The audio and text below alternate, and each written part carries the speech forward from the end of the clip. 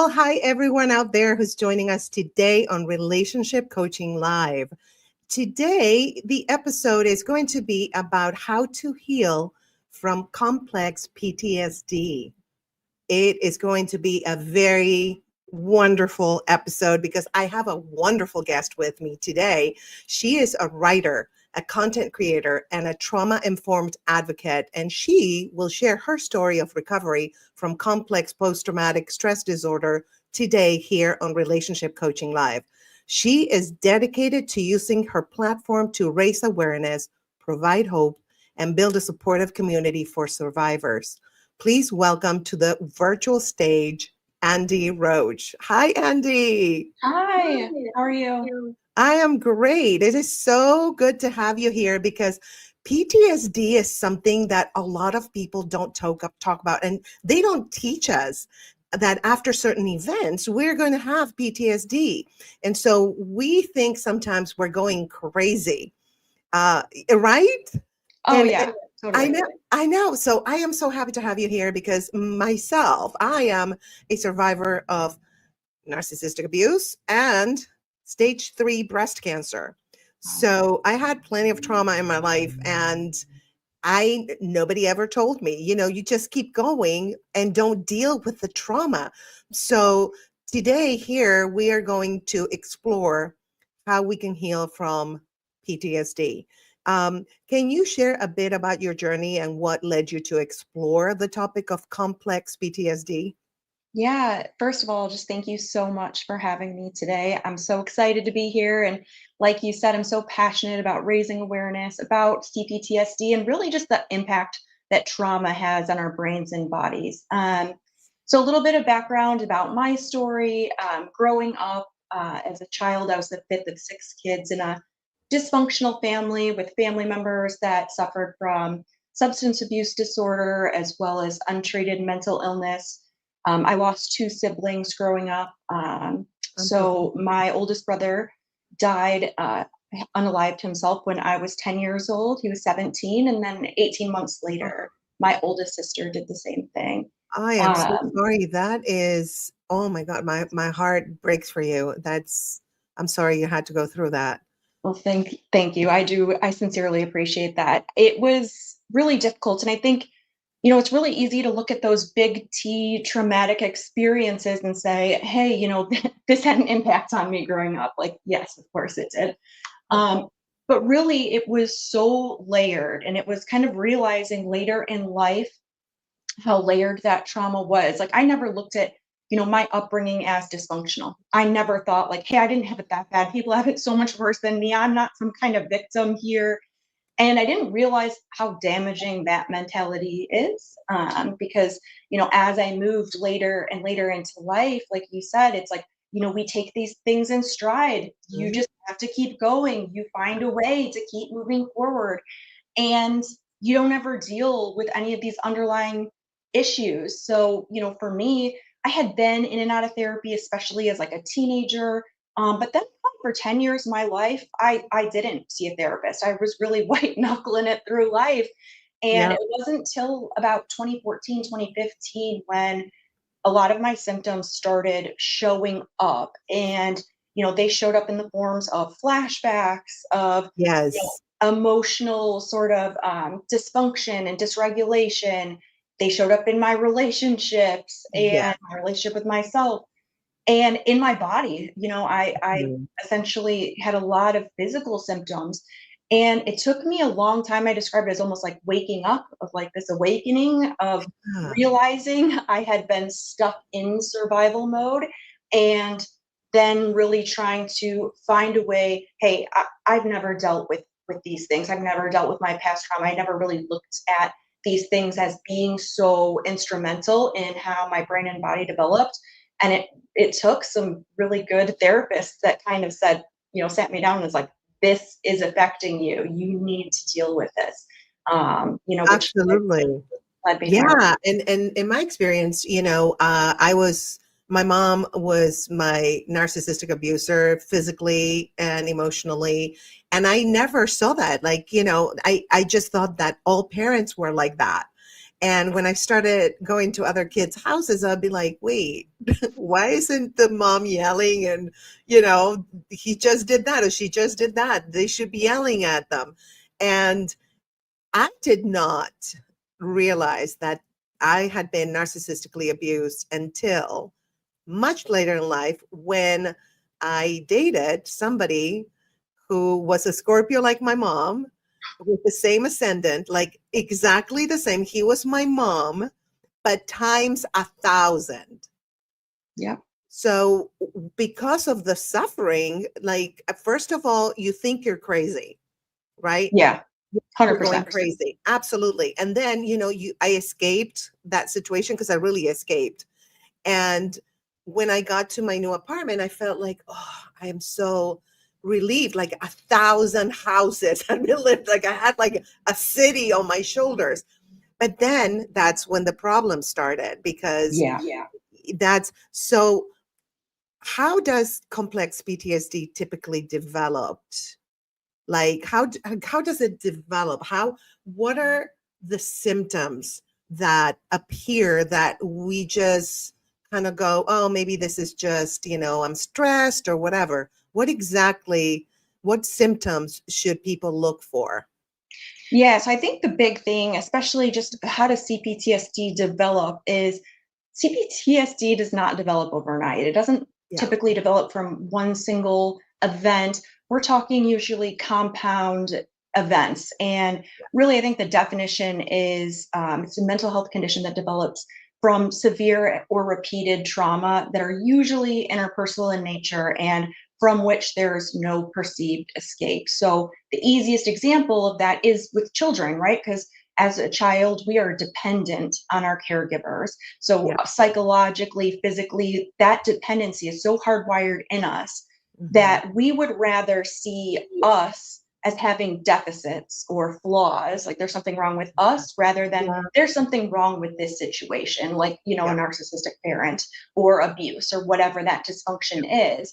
And so that is kind of step one. And it's not just with children, is you do see it with like victims of sex trafficking, as well as prisoners of war, or even just people in domestic violence situations where it's ongoing, and this can kind of develop over time. And so I would say that's kind of the first thing. And also there is this element when you talk to other survivors where there was this trying to get help. So either you're trying to voice, what is going on, and say, hey, there's a problem with this. I think there's something wrong with me, or there's wrong with this situation. And there's this gaslighting effect that happens, whether it's by society or others, where it's like, no, you're wrong. That's your parent. Don't say anything bad about your parent. Or Right. everybody goes through hard stuff. And what happens then is that happens enough time, and then we just start to gaslight ourselves because now we Right. know how to do it, right? So we're great at it. We know how to do that. Yes. And this is kind of like the foundation, I guess, of that CPTSD is, we didn't have those modeling healthy relationship behaviors for us. Then on top of it, you've got these maladaptive coping mechanisms that we did to survive living in these conditions. And that is not a person that's going to lead a happy, healthy life that is Yeah. capable of going out and having these healthy relationships. 100%. So, I mean, that sort of, I would say, hopefully that describes what kind of CPTSD is. I would say in terms of symptoms, like what sets it apart from PTSD is, post-traumatic stress disorder that can develop after like a single event, right? And I think it's something like around 20% of people that experience a traumatic event could, go on to develop PTSD. And there's three big elements of PTSD. It's, reliving the event, so flashbacks of the event, that re-experiencing, avoidance of people, places, things that remind us of that traumatic event. And Mhm. again, that's like a very visceral survival reaction. And Yeah. then this heightened state of, arousal or hyper sort of awareness of your surroundings, like Yes. on edge. So those are PTSD. So CPTSD has all of those symptoms plus some additional symptoms. And that really comes into play of like the emotional dysregulation, which really is emotional flashbacks. It's the same mechanism taking place in your brain, but instead of seeing the event, you're feeling it. So you don't always know that you're having a flashback. But I would say that emotional dysregulation is one. Two Mhm. is, we have a very negative self view. So for all the reasons that we kind of talked about, these issues growing up where we didn't really develop that sense of self, and Yeah. we don't have those healthy coping mechanisms. We don't have an identity of our own. And so we really internalize all that negative experiences that we have, and we really aim that internal. So there's this very negative self perception. Yeah. Um, and then on top of it, you see like relationship difficulties. So self isolation, usually. So avoiding people, avoiding relationships altogether because we don't trust them. Um, Absolutely. so those Trusting are the big is ones. so hard, I think. Like for me, it's really, really hard. If somebody earns my trust, it's because they've been proven. And even then, I still have a little bit. It's, and I'm always thinking the worst. Like if I'm alone with someone, then I'm like, they're capable of hurting me. That's PTSD, the complex PTSD, right? Yeah, I mean, it could be both, right? So if you've experienced that one time, and that could be, PTSD, right? Like where, hey, I'm having a flashback, but also, I mean, it's compound behavior, right? So C-PTSD, it's really in like that where we're taking just these symptoms and we're now seeing it evidenced in our behavior, in our lives, in our relationships. And that's where I think that comes into play, where it's like that lack of trust. I mean, the same thing. I trust no one. And I think that's Really? probably, yeah, it's probably gonna be one of, like, the last symptoms to go, and I've Yes. obviously worked very hard on, in my recovery to do better at identifying those people that are worthy of trust. I think, Yes. we have these issues with boundaries, and that's something Yes. that's so deeply ingrained, like, we're responsible for other people's Everything. behaviors, other Yes. people's emotions, we can feel that. So it's like that learning, like, where I end and you begin, that is, like, a really tough thing to It learn. is. But once It you is. learn that, it's also, like, tougher to implement. So then it's like, Yeah. okay, I don't know how many people I can have in my life, but I'm gonna have this small group of people that I Yes. know love me, that I know Yes. trust, and you just have to kind of build out from there because 100%. Yes. otherwise it's so hard. Absolutely. No, that's where I'm at right now. Like I used to be very social and I was everybody's friend. And then, people would turn on me because that's just human nature, a lot of people, right? And so I would take it personal, which is not personal. Now I realize it's their issue and it's okay. It's their journey. It's not my journey or my problem.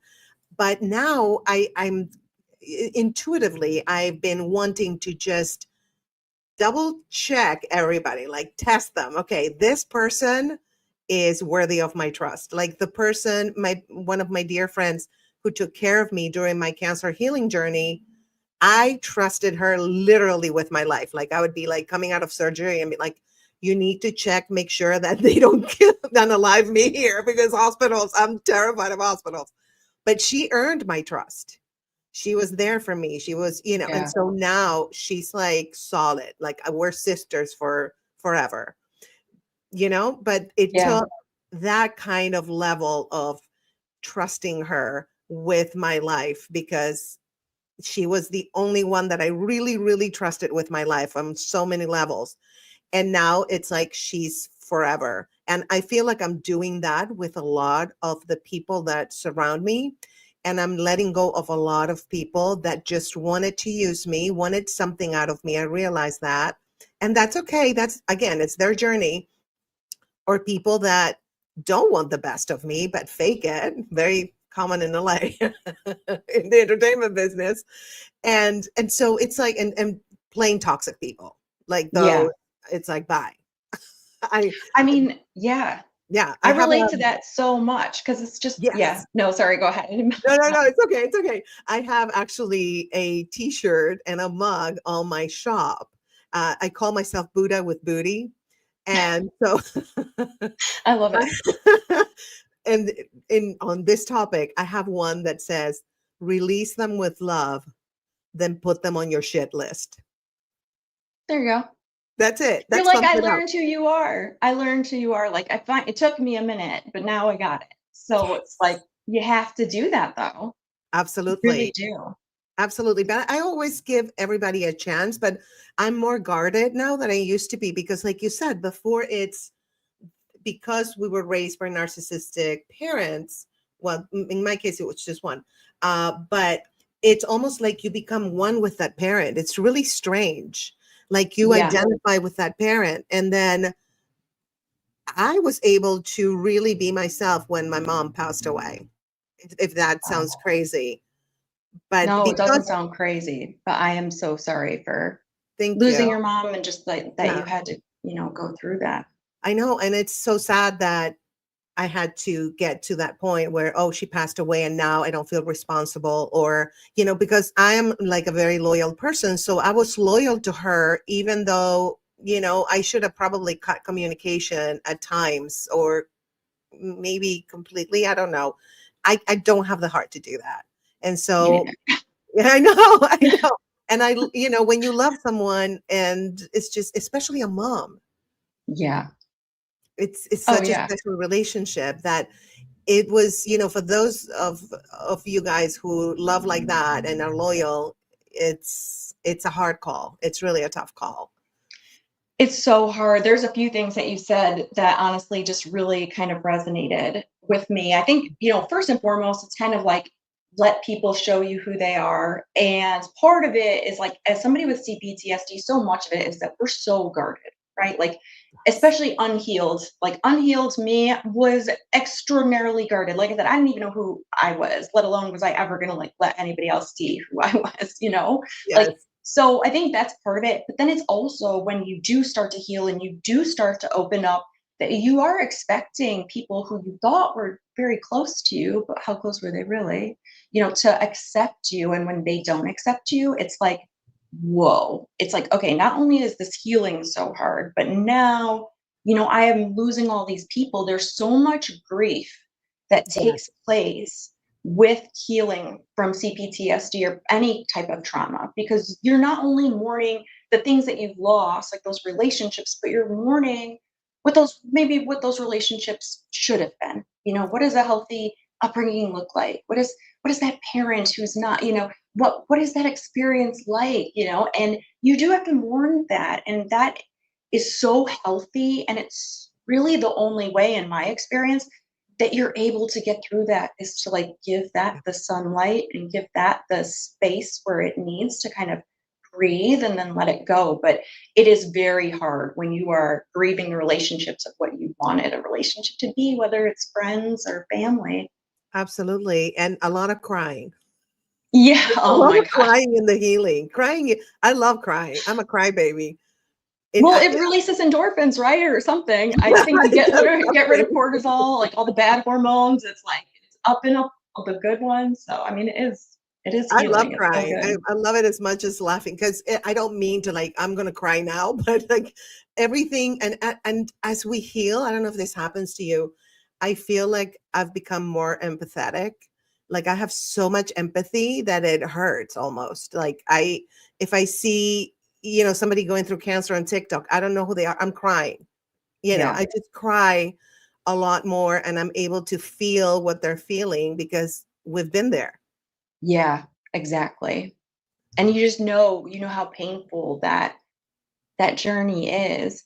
But I think honestly, personally, for me, social media has been amazing in my healing Yeah. journey And for me probably too. for that reason, right? It's like, oh my gosh, for so much of my life, I felt completely alone and I isolated. And know. then it's like you come out of that. And not only is like before I even got to like speak to other survivors or, wonderful people that are like doing the work, just seeing other people do it, I was like blown away and it's just so inspired by that. I mean, it's a huge reason of like why I am where I am now. You know, Absolutely. I wouldn't have met you if it wasn't for social media.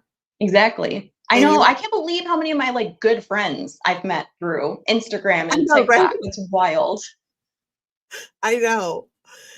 So, we're talking about healing, but in your experience, what happens when somebody has unaddressed complex PTSD? How does it impact their life, their relationships? How does that play out? Yeah. It's a great question. So I would say, I'll speak from my experience, right? Yes. And I can certainly speak to what I see Sorry, out they're there. coming for me always. Do you hear the Oh, siren? yeah, I do. No, it's like I live in a busy street, so I apologize for that. It's gonna No, it's all happen. good. It's all good. Um, yeah, so unhealed trauma is probably the cause of most of the world's suffering, if I'm totally honest, right? Yeah, I agree. It's not good. You know, the whole saying hurt people hurt people. I'm not saying that survivors of trauma or unhealed C-PTSD, all these people are out here hurting others, but they certainly aren't being very nice to themselves. Right. And I think to your earlier point is, you know, when you do start healing, you start to all of a sudden have all this empathy. And I don't think that that's very shocking, because if you think about like the core of that is like, you're probably being a whole lot more empathetic to yourself. Yes. So, in my own experience, I can tell you how it kind of played out. Is, you know, it definitely showed up in some of these symptoms, like the emotional dysregulation. So, almost feeling like this hypersensitivity, where I was Yes. so impacted. It's almost, people describe it as almost having like a nerve ending loose or nerve ending exposed, where it's like you could go into a situation where, you know, most people might not be triggered or react so big, but because of our past trauma and because it's unhealed, our reactions can be very big to something Yes. very small. And Absolutely. but it still feels very big to us. So, and that's what makes it so painful to live with. So I think that hypersensitivity is probably one. But the other piece is really like just being that emotionally closed off. And, you know, when that happens, not only are we not identifying who we are on the inside, we're not being very empathetic to ourselves, but it's probably showing up. So we're having a very hard time connecting truly with others. We might be a people person and a huge people pleaser and very popular and all these things, Yes. active socially, but how deep are those connections? How real are they? How able are we actually to connect with other people? I mean, that's Yes. probably not very good. I think the other, a really big one for me was somatization, which means that like there's a physical showing of your symptoms where Yes. so developing, you know, autoimmune issues, which is in my case what I have, Oh, where I wow. mean my hair is all falling out, you know, and it's wild because it's grown back now. This is like 2 years, you know, being on a biologic injectable every 2 weeks from home now, but you know, Wow. it was one of those things. It's like, wow, my outside's, I guess, matching my inside now. It's like it's all catching up, but it's that chronic Yes. stress that you're actually putting, you know, your nervous system under, which is connected to all your internal organs, that is going to have a long-term effect, not just with autoimmune, but like digestive issues, Yes. respiratory issues, other issues Yes. that people develop over time. And Yes. those I had really all do of begin to those. show up. Absolutely. I remember when I was with my ex, he was so abusive, and I finally realized I had a friend who told me, "Girl, you're being abused because this is ridiculous." And I was like, okay. I know. You know, because Yeah. you're so used to taking it that it's like it feels awful, but you're used to it, right? Yeah. And I actually developed respiratory infections. Like I had in 9 months, I had one respiratory infection and like 5 relapses of that same infection because a doctor actually explained it to me. Your immune system is busy with your emotional mess that you're going through. And so it forgets to kill, unalive the bacteria or viruses that are, just having a party in your body. So it is literally, it affects your brain, your organs, and eventually, I do believe you can develop even cancer. I do believe my Yeah. cancer in my right breast, the heart, is close to the breast, right? And also the breast is love and nutrition for a baby. So it had to do with love. And I do believe that all that trauma it just went from like the inside out. My body was like, I just can't deal with this anymore. You have to deal with it. And develop cancer. And when I had a mastectomy and reconstruction, and when they took the breast out, I felt like my trauma was released from my body. I'm not kidding Wow. you. It was a spiritual experience. That's awesome. That's so powerful. And I think that was definitely one of my big light bulb moments when I knew I needed to heal was I was listening to a podcast actually called the TED Radio Hour, like very nerdy. So that's something about me is I'm a huge nerd. I love But I was it. listening to this, and I think the episode was called Hardwired. And they had a guest on, her name is Nadine Burkaris, Dr. Nadine Burkaris. She was the first Surgeon General of California, of the state of California. Nice. And she got up there and she was talking like about her whole TED talk was, this is one of the leading causes of death and, all these major illnesses. And it can, if you have repeated exposure, it can reduce your life expectancy up to 20 years. And what she was talking about was adverse childhood experiences. So, adverse childhood experiences, they're trauma that people experience under the age of 18, and there's certain definitions of, loss of a loved one, separation or divorce of parents, but there's a list of them. And if you have a score of 4 or more, what they did is they tracked all these people into adulthood, and those people that had that repeated exposure of 4 or more had reduced life expectancy up to 20 years. Because it's not just about your mental health. It's not even just about, your mental health outcomes. Like you said, trauma doesn't really live in the brain. Yes, you might experience some cognitive Yep. effects from trauma, but it's the part of our brain, it's actually called the limbic nervous system. It's like your most primitive part of your brain that connects to your nervous system, your autonomic nervous system.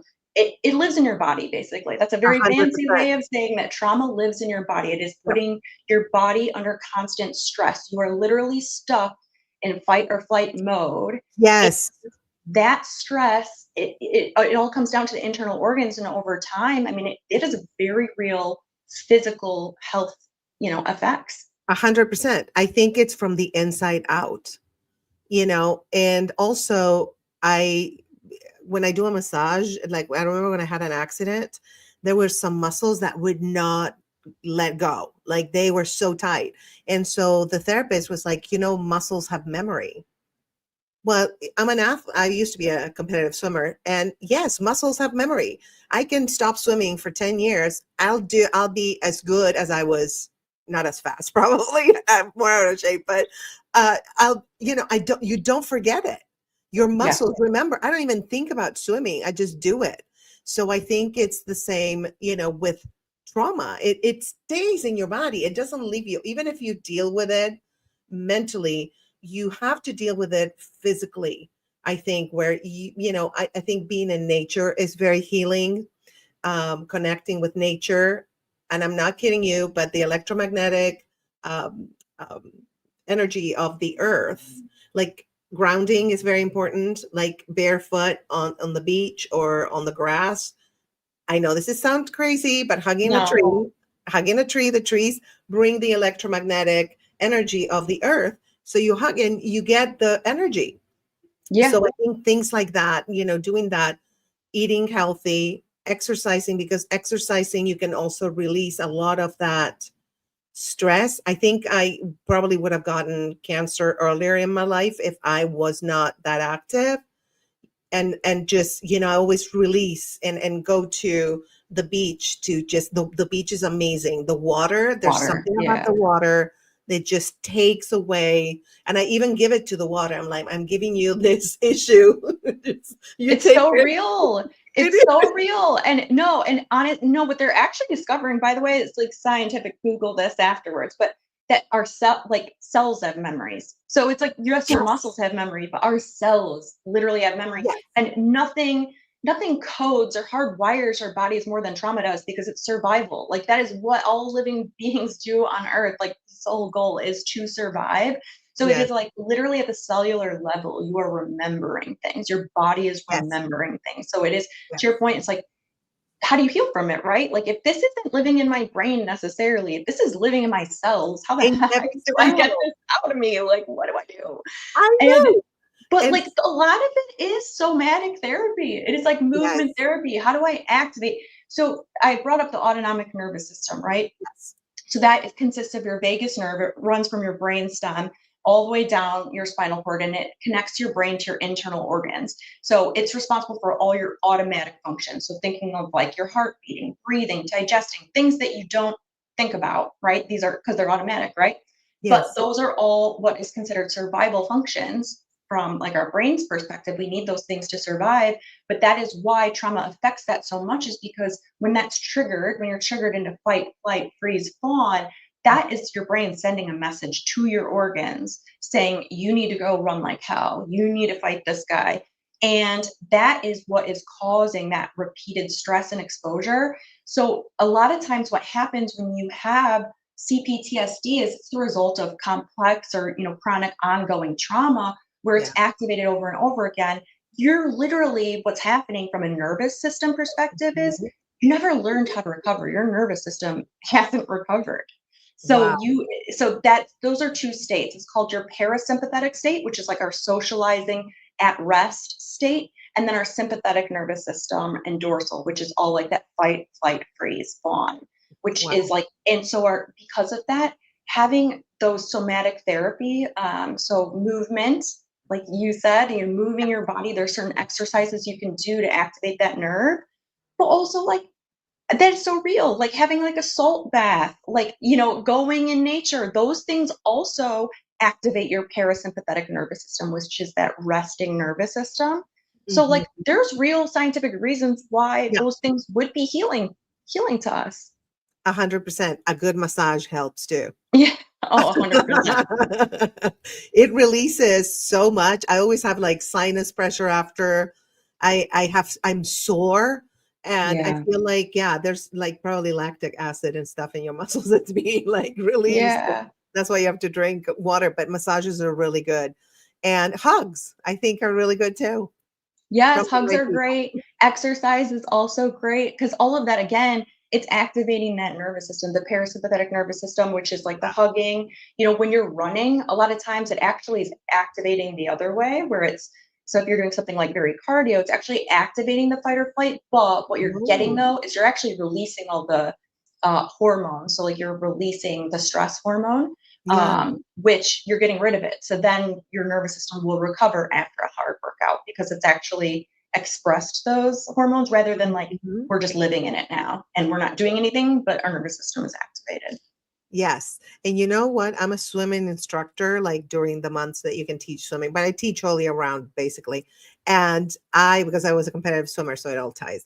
But I love being in the water. I feel like there's something in the water, even if you just move, because I'm just moving, I'm not swimming, I'm just like holding kids and, walking in the water and whatever. And I feel so much happier in the summer when I'm teaching swimming, the sun and that the water just I highly recommend if even if people don't know how to swim, just go in the pool and just walk or do pool aerobics or whatever if you're not a swimmer. And that is going to release so much stress and it's going to heal you like your body and your soul, I feel. Oh, 100%. That water, there's a lot of scientific studies on water Oh, too. But really? just living near water or hearing water activates your parasympathetic nervous system also. It's just really strange. Like it's funny because I think as humans we've all had instincts to do these things because we Yeah. felt the healing benefits, but we didn't know why we were doing them. But there's very real scientific reasons why they're making us feel better. But being outside is one of the biggest ones. Like being in sunshine, being in water, especially salt water, Yeah. so good for you. And I know for me, like there was some big kind of pivotal moments for me where I felt like I was really turning a corner in my healing. I think the first one was like getting EMDR, which I'm not saying, hey, I'm out here promoting EMDR. EMDR worked wonderful for me. So EMDR Good. stands for eye movement desensitization and reprocessing.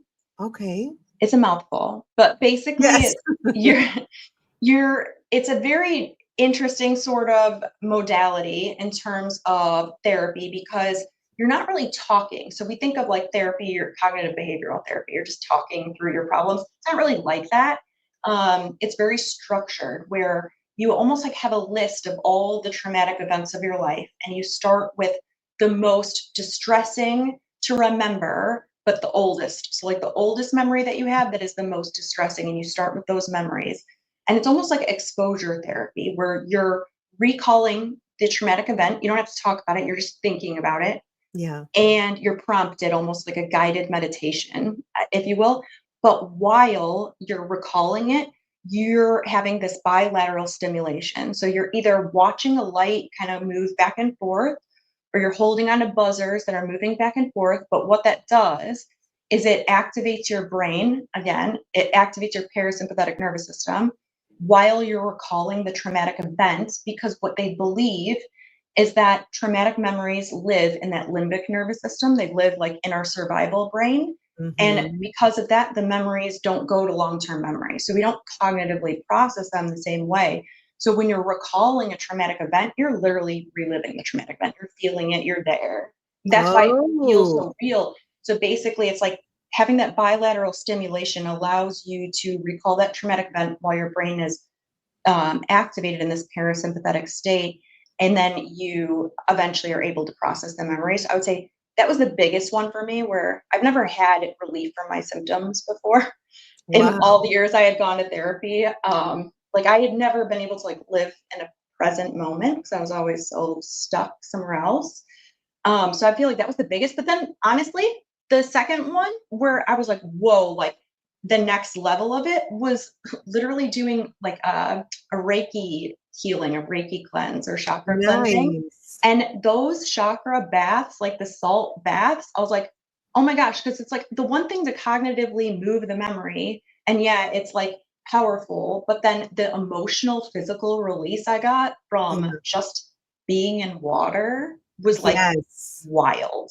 I was It like, is I did not crazy. expect that. But I Yeah. also can't believe how many times I hear that from other survivors where it was like, Yeah. oh no, like just the being in the water, being in salt water, whatever it is, has like a huge effect. Absolutely. And even chlorinated water. I believe it.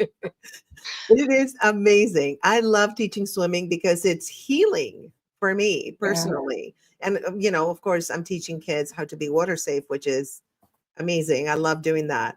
But yeah, the water, there's something about water. I'm telling you. Yeah. That's So awesome. what were some of the most pivotal moments in your personal healing journey?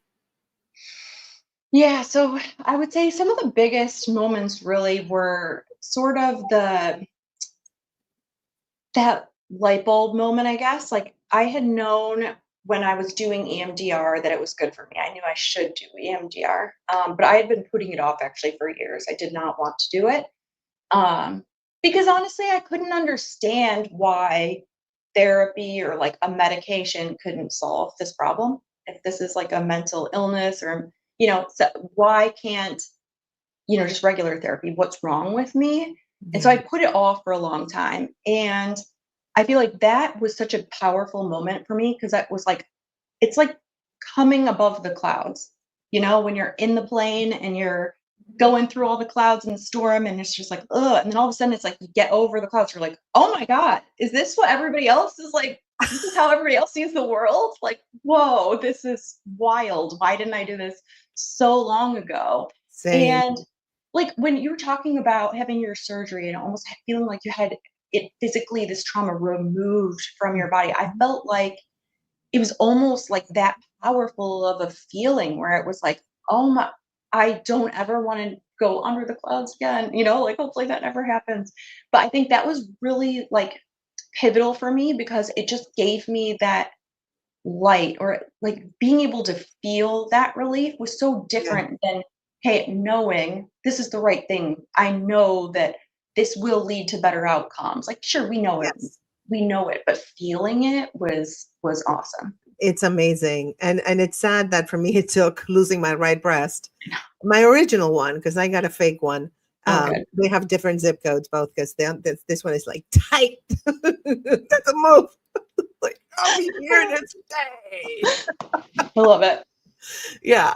And so, I remember that after I had that it was a spiritual experience and there's more to it, but we're not going to get into it. But after that, I was like, things that triggered me before didn't trigger me anymore. So that's how I knew that, yes, there was something that was taking out of my body, that all that trauma just was there. And I had several tumors. I didn't have one. I had like a lot, like a party. And yeah, there was like a Diddy party in there. I'm telling you, it was like it was a freak off of my right boob. I'm telling you, it was ooh. And just getting it out just proved to me that, I mean, what I felt afterwards, that I didn't have the triggers, proved that getting that physical manifestation of the trauma was real. I wasn't just Yeah. dreaming it. I wasn't just like imagining it or being hopeful. It was real. Yeah. No, I feel that. I think first of all, I think it's beautiful. I think it's Thank an you. awesome, awesome story. And I'm happy that that was the case for you. I mean, genuinely though, it's like, it's that feeling like where when you've had trauma all your life, you feel like because you don't have that true sense of self, I think that was something else that was very pivotal for me was like, Wow. just at first, honestly, I'll be totally real with you. I was like, do I have multiple personalities? Like, do I have Oh my gosh. where Yes. because I felt like there really was this child inside. You hear it all the time from CPTSD trauma survivors that it's like, oh, my inner child, this, and everyone thinks it's like a term. It's not a term. It's like so It's real. real. It is real as can be. It scared Yes. the living crap out of me. And there was a lot of moments like that, I would say, in my healing journey, which has been years, right? I would say very active starting passively 2015, 2016, actively trying to heal in 2020 and afterwards. And where it was almost traumatizing coming to terms with some of the realities of the situation, not just of like, hey, accepting what I went through was not okay. Hey, it was abuse. Like, hey, this, I was scapegoated, like that wasn't right. Like learning about that part was really sad and it was really hard. But ultimately, and like also feeling like, oh, I've got this other person inside of me. But like then from there is like pouring love, on that person. A lot of people talk about becoming their own loving parent. And I really tried to do that. Like where, I do have two kids. I try to pour the absolute love on them, but I think about how I treat myself as like, would I treat myself with that same love and really learning to do that. And I think that Great. had such a huge impact on just me, but like getting to meet who I am and show that real person to the world and not just like the wall that had a lot of, friends, whatever. It's just like, no, the Yes. real, the Yes. real. Absolutely. But I think that as we heal, our circle of friends gets smaller, but so much better. Oh yeah. Oh my gosh. The best. Yes. Yes. It's like Yeah. solid people that are there for you and you're there for them. So yeah, no, the journey, we all have our different journeys and different traumas and different types of healings. And some people actually, I think, never heal. And Yeah. yeah, unfortunately, we were lucky to be able to heal, and we're still healing. I feel like the healing never ends. And actually all the experiences that we've been through, I think, motivate us to help other people that are going through the same thing, which is part of the empathy thing too, right? And Yeah. so I feel like our lives are better for us and for others because of who we became and how we healed. 100%. Like healing, I believe that so deeply. Like that if you Oh heal yourself, you're healing the world. And that yeah. is just like I said at the very top of the podcast is like, the whole idea of like hurt people or maybe unhealed people, maybe aren't at least of all are not nice to themselves. I promise you that spills over, right? Like Yeah. it does. It just there's no way around that in one way or the other. And it's just by healing and taking, that step, it is ultimately like it's going to change the world, right? Like you really are helping others. And Absolutely. I think a huge part too, like for me is obviously losing my brother and sister the way I did. It's so highly stigmatized and just mental health in general, mental illness, especially back in, when I was growing up, it was so stigmatized. And I went to all Catholic school and just like that judgment and um, even just like religion in general scares me. But like just that No. whole mentality of like, people are very understanding to a point. You Yeah. know, like Yeah. you go through something hard, it's like, you got a couple weeks, maybe a month, and then you got to kind of like, people are ready for you to be moving on. And I think that has also like taught me is that in healing is like when we can provide that space to others and Hmm. be like, no, you can show up exactly how you are. It's Yeah. not right or wrong. It's just how you are. And holding space for other people to do that because we know how important it was for us when other people did it. Like Yes. that is so important to me because I want people 100%. to feel like there should not be this judgment on other people that we do place on other people where we judge their situations while never having lived them and think that we know the best thing that they should be doing for their lives in the world and whatever, and don't feel sorry for yourself type of mentality. But like none of that tells the full story. And when we can kind of hold space for others no matter like what they've been through, I think that is so important. And I think Yes. that's meant so much to me when other people have done that for me. And I just want to be able to do that for others. 100%. I think it's part of the self-compassion that we are able to have more compassion for other people. And I know sometimes my ego is like, nah, nah, nah, nah, nah, judgy, right? And then my higher self is like, no, honey, we're Yeah, beyond that right now. Okay, that's a funny joke. Write it down for your stand-up, but it's so true. It's so yeah, true, though. Honestly, it's funny because sometimes, okay, like kids, they're 15 and 17. And whenever you get somebody that's like really Karen or whatever, it'll always be like, okay, boomer. And sometimes I'm just like, you hear people talk like that, and you're just like, oh man, I feel bad because I'm like, that's how they talk to themselves. I know, right? And it's Absolutely. like, how did I all this? Yeah, they're after you. I'm sorry. No, you're good. It's a busy morning. I think a lot of people are committing crimes today. You know what's happening? Or there's fires in Malibu. Oh no. Yeah. Well, but I'm not near Malibu, so I don't know. It is crimes. Trust me. Hopefully. Oh my gosh, it'd be so bad. Hopefully the fires are not I too bad. know. I hope they contain them. Ugh. Whew. Not good. Yeah. No. No. The fires are no fun. Definitely. And we get them almost every year. This summer we didn't get anything, but we Touch spoke too wood. soon. Yeah. Yeah. Oops. Oh, So going back to our complex PTSD, so can you share some of the tools or methods that have been most effective for you in managing triggers and symptoms? yeah, definitely. I would say I think taking that approach that you're like the master, you're the owner of your recovery and you're the owner of your healing process. And also to, especially if you're on this journey of CPTSD or healing from PTSD, it's being open to multiple modalities. Like I never would have been able to heal if I would have just really stuck my guns and been like, nope, it's just cognitive behavioral therapy for me. Like I never would have, I would never be here today, to be perfectly honest. So being open to other modalities like somatic therapy, like EMDR, and there's so many others out there. Internal family systems is another one that's been very helpful for me. But don't expect it to be, a single kind of throat to choke or like one size fits all, because all of us are very different. But also like we didn't develop this disorder, complex post-traumatic stress disorder, overnight and from one single event. It took a lot of things to get us here. So it's also like Yes. take that same approach with healing.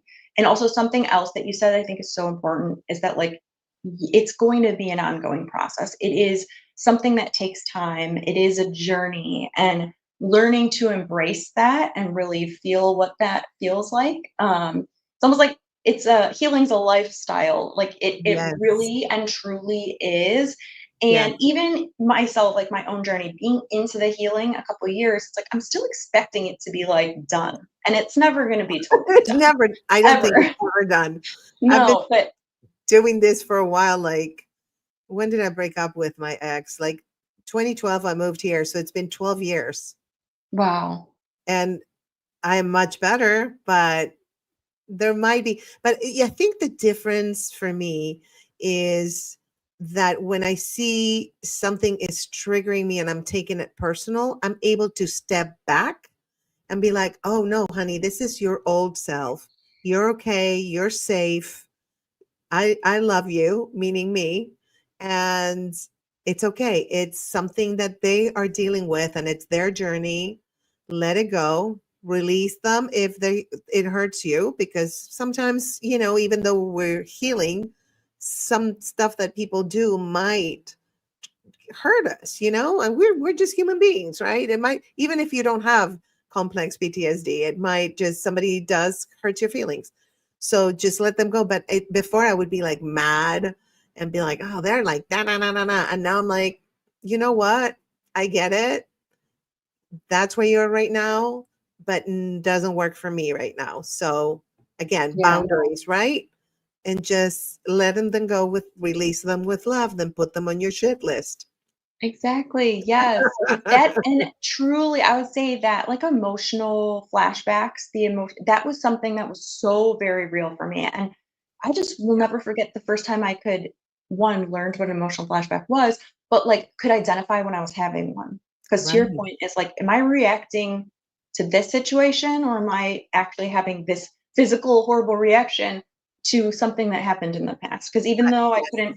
didn't know, like, exactly the memory, I could certainly feel, if Yes. I was reacting to something totally different. So, like, because once you can kinda take if we once you can kinda ask yourself that question and take yourself, like, removed a little bit, it doesn't Hmm. stop that physical reaction from coming, but to your point, it's like, we can manage it better. We can manage our emotions better. We can Yes. manage that, and really learning to do that, and then ultimately too, like, taking accountability. So, like, Yes. "Hey, I am sorry my reaction was not towards you," or, "Hey, if this person really was, like, in the wrong," right? It's like, Yeah.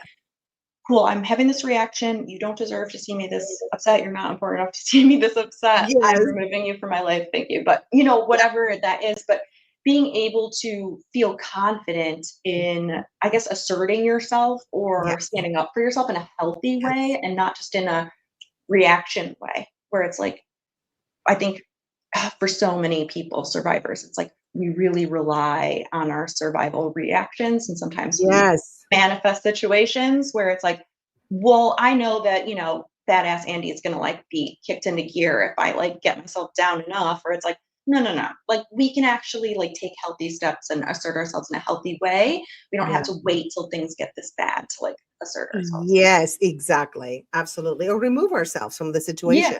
because it's not healthy for us and not healthy for the other person, because we're enabling probably a behavior that should not be enabled. Yep. I have a friend, Huge. yeah, like that. And so I'm enabling a behavior, a substance abuse that should not be enabled. And so I have to remove myself from her life until she hits rock bottom. I already offered her, I said, I went with her to an AA meeting with a really good friend of mine who tried to help her. She hasn't hit rock bottom yet. So, but I do have to remove myself because I feel like I'm almost like ignore. I know I'm like, girl, you're an alcoholic. Like I just, let's go to another, just do something. But I can't do that because it doesn't work that way. And so by ignoring it, I feel like I'm being fake. Yeah. Yeah. And Right. yeah. And being able to voice your concerns, like, in a healthy way is a huge thing, right? It's like, Yeah. "I care about you. This is, something that I don't wanna see you struggle like this, and Yeah. we can get help." There's so many options, but ultimately, that's the hardest part. It's like, Yeah. oh, is that people are going to be responsible. There's a reason so many people with CPTSD have like codependency issues because, Yeah. we were responsible at one time for somebody's behavior or thought we were responsible for their behavior and Yes. emotions. So, Yes. it's very difficult. And, being able to actually let go is something Mhm. that's so easy to see from the outside, but doing it is something totally different. It feels 100%. horrible and unnatural. Yes, I know completely. So we're gonna wrap up, and to wrap up, I would like to offer some guidance to the people that are listening and feel like they are dealing with complex PTSD. So, what are some immediate steps that someone can take if they recognize they may have complex PTSD? Yes, I think the biggest thing is if you feel like you are in a situation where you have CPTSD, well, first and foremost, if you feel like you're in an unsafe situation, I would say hopefully get out of the unsafe situation. But also, like, reach out, like look at, Mhm. um, you know, honestly, social media for sports. Like if, Yes. you feel like you're struggling with this or you want to just learn more about it, social media is actually an amazing way that a lot of survivors are telling their story. Yeah. And it's also a great way to connect with other survivors so that you don't feel so alone, but to actually get the help and resources, find a trauma informed provider. A lot of providers will say that they are trauma informed, but definitely look for providers that specialize in trauma and or complex trauma.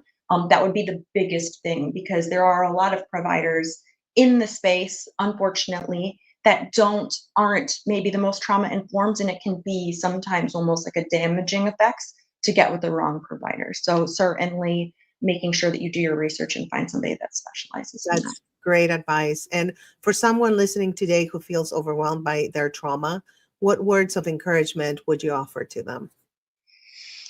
Yeah, I would say you're not alone. That's the biggest thing is you are so far from alone and you are so loved. And I heard this quote the other day on TikTok and I can't remember who said it, but I wish I could. But shout out if they're listening is if you're struggling with self-love or you're struggling to really love yourself, but you're trying, you already do.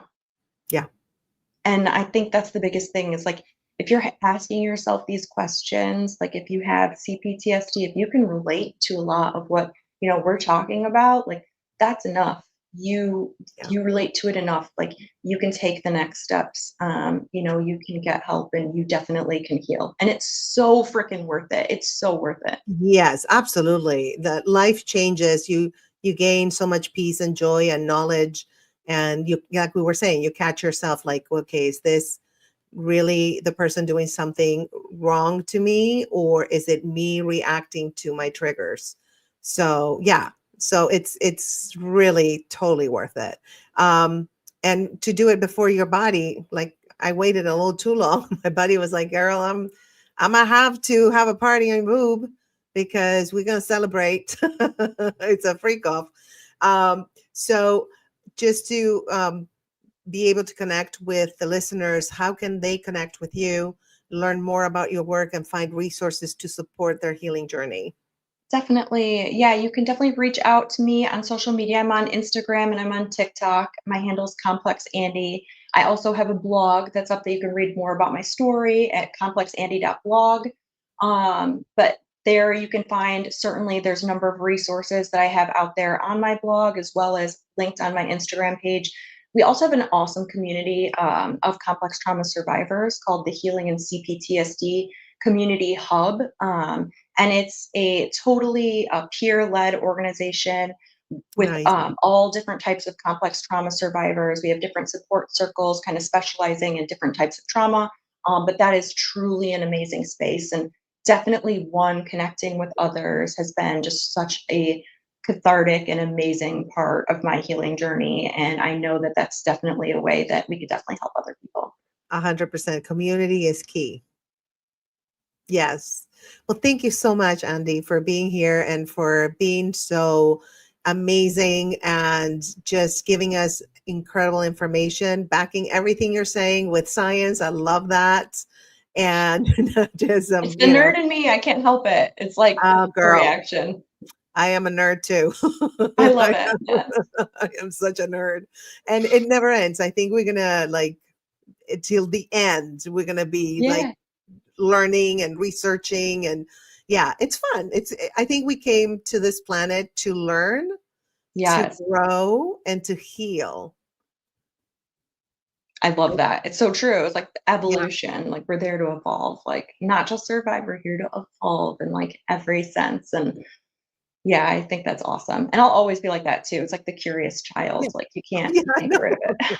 I would always ask my mom, like, well, I have a question, and she would be like, oh God. It's like, and I would be the white child. What? Da, da, da, da, da. She I would be know. like, do I have to answer your questions? I would torture her with my Yes, please. questions. Yeah. All No, well, right. thank you so much for having me on, and thank you Thank so much for this you. space where we can, share these stories and experiences. But it means so much. So I really enjoyed it. Oh, my pleasure. And thank you for the work that you do. And guys, follow her at Complex Andy everywhere. Okay. Thank you so much, Andy. Thank you. Bye.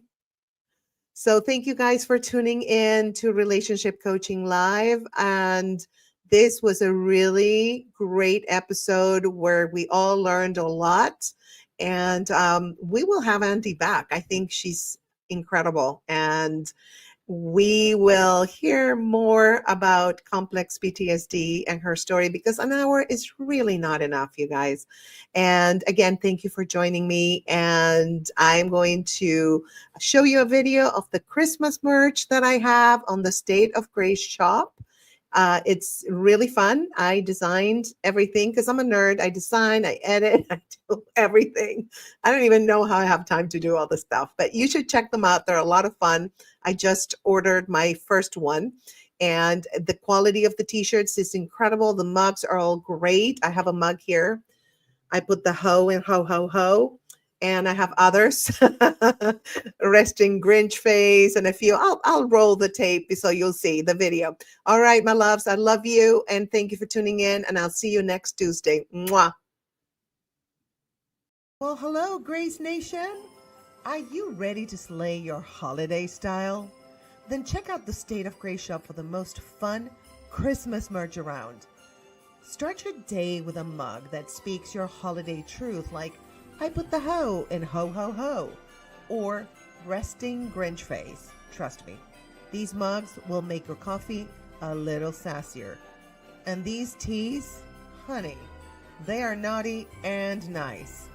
Rock nice until proven naughty at the office party, or slay all day for your cozy Christmas movie marathons.